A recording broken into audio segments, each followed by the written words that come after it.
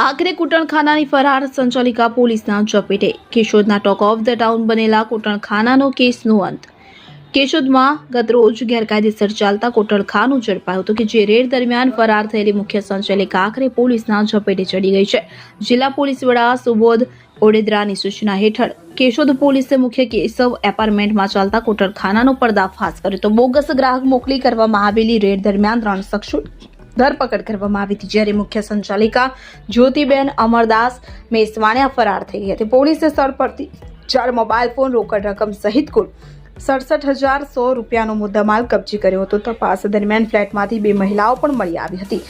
PSI MD Makwana અને તેમની ટીમે ટેકનિકલ સર્વેલન્સ અને બાતમીદારોની મદદથી ફરાર જ્યોતિબેનનું લોકેશન મેળવી તેને ઝડપી પાડી છે.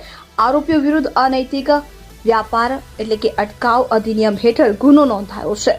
પોલીસનું કહેવું છે કે તપાસ દરમિયાન જો મહિલાઓને ગેરકાયદેસર રીતે રાખવામાં આવી હોવાની હકીકત સામે આવશે તો વધુ ગંભીર કલમો પણ ઉમેરવામાં આવી શકે છે.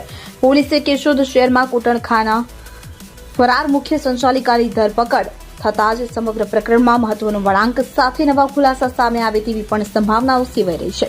વધુ અપડેટ્સ માટે જોડાયેલા રહો. Bureau report, Shobhana Balash, Keshod, Junagadh.